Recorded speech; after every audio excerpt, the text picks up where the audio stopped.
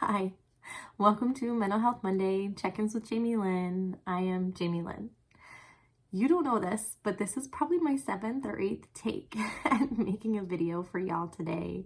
I am just foggy. My brain is just not working right. My words are getting jumbled right here in my mouth, and then they come out and they're tumbled all together, and I feel like sometimes I might not make sense, so I'm going to apologize for that. But this is it. This is the last video. We're just going to keep it real and go with it. I've got some crazy hair today for you. Today I want to talk about psychotherapy, kind of what it is and what it's not.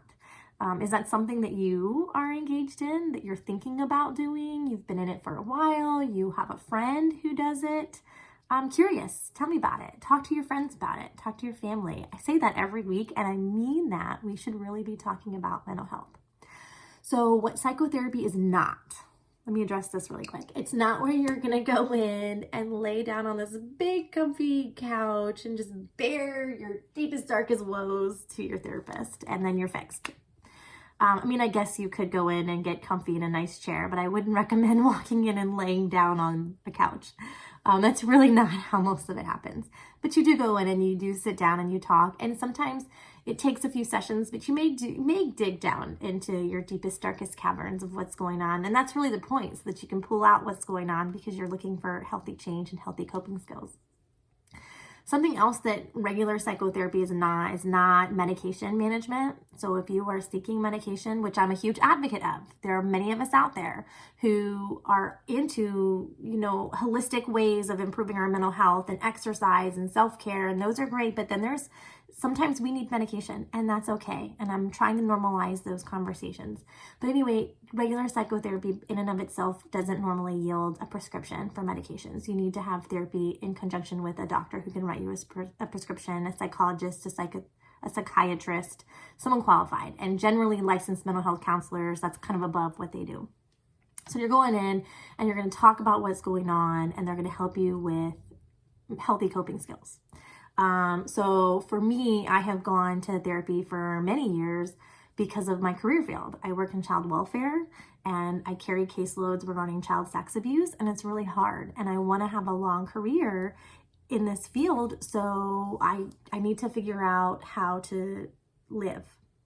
How do I see the worst cases of child abuse and then go home and not look at my children and see those images in my head, or, think differently of society around me? I go to therapy, and I've gotten some really great tools from it, so that now I've been in this career field for more than 12 or 14 years. I'm not a CPS worker anymore. Now I am a consultant for a child advocacy center regarding child advocacy and forensic interviewing, but it's still right there. We still see awful things, but I've gained some really great tools from psychotherapy to help me stay sane and not take out what I see on other people and my friends and family.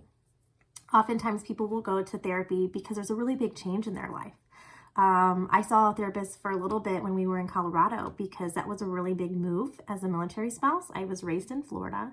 I had been living in Louisiana when I met my husband, and then he got orders to Colorado. And so going from the deep south to Colorado was a huge shock, and it took a lot of adjusting on my part. And so seeing a therapist really helped me to manage that in a really healthy way. Oftentimes people think that marriage counseling is great for psychotherapy, and it is. And so what I mean when I say that is a lot of people think, when my marriage is failing, I need to go to counseling. And while that's absolutely, please try counseling before you call it quits, there's so many people out there who go to counseling because their marriage is good and they want it to be great. So it's not always a doom and gloom reason why people will choose to go to psychotherapy. Oftentimes when you just don't feel yourself and you know something's out of whack, go and talk to a licensed mental health professional about it. If you need to counteract depression, psychotherapy can help. Same with anxiety. Go and talk it out and figure out what your triggers are. Sometimes we can't always identify those. I know we talked about anxiety last week.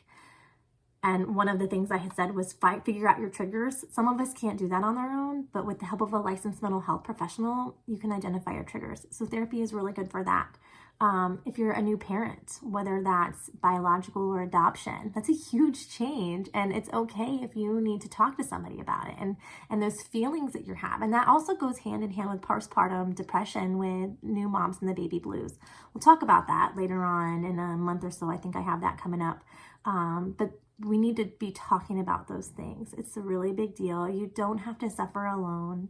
There's so many great licensed mental health counselors out there that you can talk to and just talk it out and get you some healthy coping skills. That's my message for this week. I hope that you're doing well, and I will see you next Monday.